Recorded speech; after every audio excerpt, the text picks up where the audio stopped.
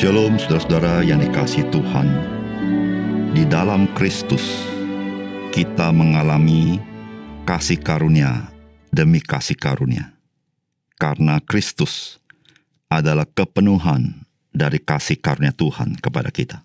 Salam jumpa dalam program Tuhan adalah Gembalaku. Seberapa melimpahkah kasih karunia Tuhan itu? Tanpa penerangan dari firman Tuhan, maka kita tidak dapat menyelami betapa limpah kasih karunia Tuhan bagi kita. Yang Alkitab tuliskan dengan kasih karunia demi kasih karunia. Tidak heran ketika kita sebagai orang percaya menyelami lebih dalam akan kasih karunia Tuhan, maka kita sebagai orang percaya dimampukan bersukacita di dalam segala musim kehidupan kita. Kasih karunia Tuhan bagi kita menjadikan kita tidak pernah menyerah di dalam kesulitan dan penderitaan. Namun, tidak pernah menjadi sombong atau angkuh ketika kita berhasil dan bahagia. Saudara, mari kita membaca Yeremia pasal yang ke-15. Tuhan berfirman kepadaku, sekalipun Musa dan Samuel berdiri di hadapanku, hatiku tidak akan berbalik kepada bangsa ini. Usirlah mereka dari hadapanku, biarlah mereka pergi. Dan apabila mereka bertanya kepadamu, kemanakah kami harus pergi?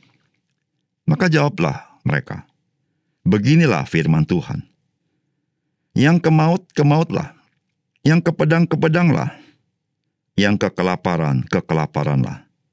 Dan yang ketawanan, ketawananlah. Aku akan mendatangkan atas mereka 4 hukuman. Demikianlah firman Tuhan. Pedang untuk membunuh. Anjing-anjing untuk menyeret-nyeret. Burung-burung di udara. Dan binatang-binatang di bumi untuk memakan. Dan menghabiskan. Dengan demikian, aku akan membuat mereka menjadi kengerian bagi segala kerajaan di bumi. Oleh karena segala apa yang dilakukan Manasye bin Hizkia, Raja Yehuda di Yerusalem. Siapakah yang akan merasa kasihan terhadap engkau, hai Yerusalem? Dan siapakah yang akan turut berduka cita dengan engkau? Siapa yang akan singgah untuk menanyakan perihal kesehatanmu? Engkau sendiri telah menolak aku, demikianlah firman Tuhan, telah pergi meninggalkan aku. Maka aku mengacungkan tanganku dan membinasakan engkau. Aku sudah jemu untuk merasa sesal. Aku menampi mereka dengan tampi di kota-kota negeri. Aku membuat umatku kehilangan anak dan membinasakan mereka, karena mereka tidak berbalik dari tingkah langkah mereka. Janda-janda di antara mereka kubuat lebih besar jumlahnya daripada pasir laut. Aku mendatangkan ke atas ibu dan teruna suatu pembinasa pada tengah hari. Dengan tiba-tiba aku menurunkan ke atas mereka kegelisahan dan kekejutan. Maka meranalah perempuan yang sudah 7 kali melahirkan. Nafasnya mengap-mengap, baginya matahari sudah terbenam selagi hari siang. Ia menjadi malu dan tersipu-sipu. Sisa mereka akan kuserahkan kepada pedang di depan musuh-musuh mereka. Demikianlah firman Tuhan. Celaka aku, ya ibuku, bahwa engkau melahirkan aku.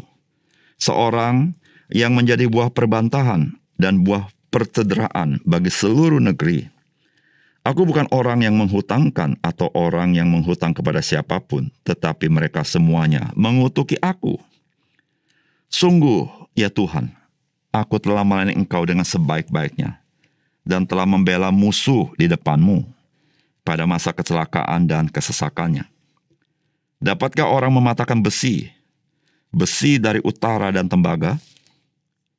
Harta kekayaanmu dan barang-barang perbendaharaanmu akan kuberikan dirampas, sebagai ganjaran atas segala dosamu di segenap daerahmu. Aku akan membuat engkau menjadi budak musuhmu di negeri yang tidak kau kenal. Sebab dalam murkaku telah mencetus api yang akan menyala atasmu. Engkau mengetahuinya, ya Tuhan. Ingatlah aku dan perhatikanlah aku. Lakukanlah pembalasan untukku terhadap orang-orang yang mengejar aku. Janganlah membiarkan aku diambil karena panjang sabarmu. Ketahuilah, Bagaimana aku menanggung celaan oleh karena Engkau? Apabila aku bertemu dengan perkataan-perkataanmu, maka aku menikmatinya. Firman-Mu itu menjadi kegirangan bagiku dan menjadi kesukaan hatiku. Sebab nama-Mu telah diserukan atasku, ya Tuhan Allah semesta alam. Tidak pernah aku duduk beria-ria dalam pertemuan orang-orang bersenda gurau. Karena tekanan tangan-Mu aku duduk sendirian. Sebab Engkau telah memenuhi aku dengan geram. Mengapakah penderitaanku tidak berkesudahan dan lukaku sangat payah, sukar disembuhkan? Sungguh, Engkau seperti sungai yang curang bagiku, air yang tidak dapat dipercayai. Karena itu beginilah jawab Tuhan. Jika Engkau mau kembali, aku akan mengembalikan Engkau menjadi pelayan di hadapanku. Dan jika Engkau mengucapkan apa yang berharga dan tidak hina, maka Engkau akan menjadi penyambung lidah bagiku. Biarpun mereka akan kembali kepadamu, namun Engkau tidak perlu kembali kepada mereka. Terhadap bangsa ini, aku akan membuat Engkau sebagai tembok berkubu dari tembaga. Mereka akan memerangi Engkau, tetapi tidak akan mengalahkan Engkau. Sebab aku menyertai Engkau untuk menyelamatkan dan melepaskan Engkau. Demikianlah firman Tuhan. Aku akan melepaskan Engkau dari tangan orang-orang jahat dan membebaskan Engkau dari genggaman orang-orang lalim. Saudara yang dikasihi oleh Tuhan, umat Tuhan yakni bangsa Yehuda memang sudah sedemikian tegar tengkuknya, sehingga bukan saja tidak dapat dinasehati, namun tidak lagi mau mendengar nasihat Tuhan. Oleh karena itu Tuhan mendatangkan pendisiplinan kepada mereka dengan sangat keras, agar mereka tahu bahwa Tuhanlah yang penuh belas kasihan. Bukan dunia ini, dunia penuh dengan kekerasan. Saudara, apakah pesan firman Tuhan bagi kita?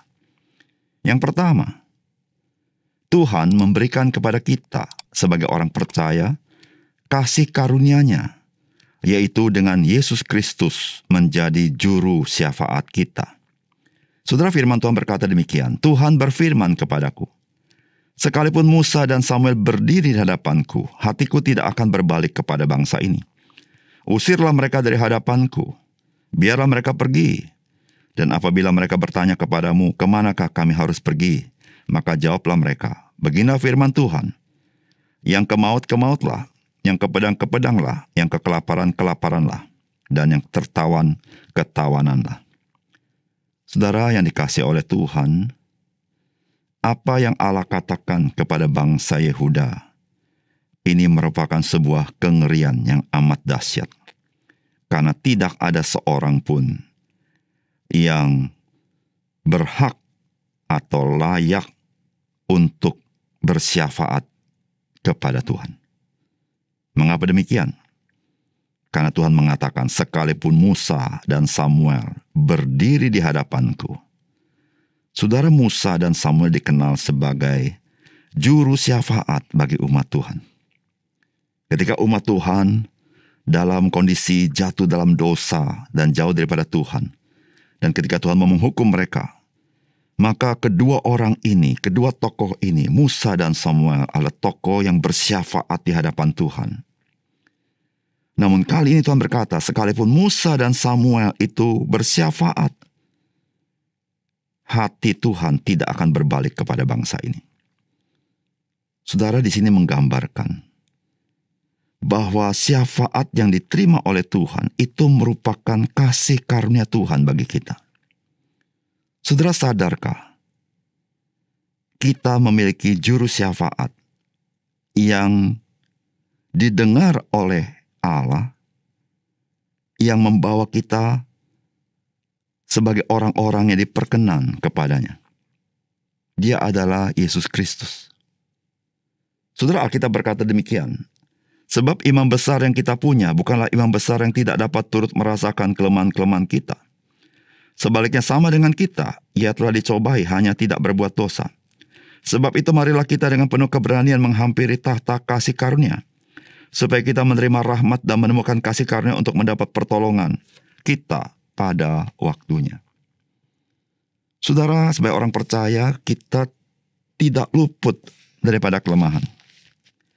Sebagai orang percaya, kita tidaklah menjadi orang yang begitu kudus sampai tidak bercacat celah.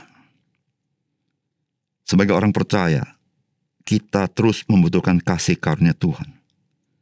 Saudara, ketika kita boleh memperkenankan Tuhan, kita harus ingat ada imam besar agung yang bersyafaat bagi kita. Sehingga saudara, kita boleh diampuni, disucikan dari dosa-dosa kita. Sehingga keselamatan yang Tuhan berikan adalah keselamatan yang kekal kepada kita. Saudara, ketika kita ingat akan Yesus Kristus, Dia adalah imam besar agung kita, yaitu yang bersyafaat bagi kita di hadapan Allah. Saudara, kita harus ingat, Allah terus memberikan kasih karunia kepada kita. Kasih karunia demi kasih karunia. Disitulah saudara-saudara, kita harus memberikan respon, mengasihi Tuhan dengan segenap hidup kita, bahkan mengabdikan hidup kita kepadanya, dengan melakukan apa yang Tuhan kehendaki dan meninggalkan apa yang Tuhan tidak berkenan. Karena kita mengingat akan kasih karunia Tuhan di dalam Kristus bagi kita. Yang kedua, saudara, dipanggil menjadi pelayan Tuhan itu merupakan kasih karunia. Meskipun sebagai seorang pelayan Tuhan, kita bukan mencari apa yang disukai manusia, tetapi kita melakukan dan tunduk kepada apa yang Tuhan kehendaki. Saudara, firman Tuhan berkata begini, apabila aku bertemu dengan perkataan-perkataanmu, maka aku menikmatinya. Firman-mu itu menjadi kegirangan bagiku dan menjadi kesukaan hatiku, sebab namamu telah diserukan atasku, ya Tuhan Allah semesta alam. Tidak pernah aku duduk beria-ria dalam pertemuan orang-orang bersenda gurau. Karena tekanan tanganmu aku duduk sendirian, sebab engkau telah memenuhi aku dengan geram. Saudara, sebagai seorang pelayan Tuhan, Yeremia sungguh-sungguh telah membayar harga yang sangat berat. Dia tidak pernah merugikan orang lain, tetapi orang lain membenci dia. Sehingga dia juga berkata kepada Tuhan apa yang menjadi kesusahan hatinya.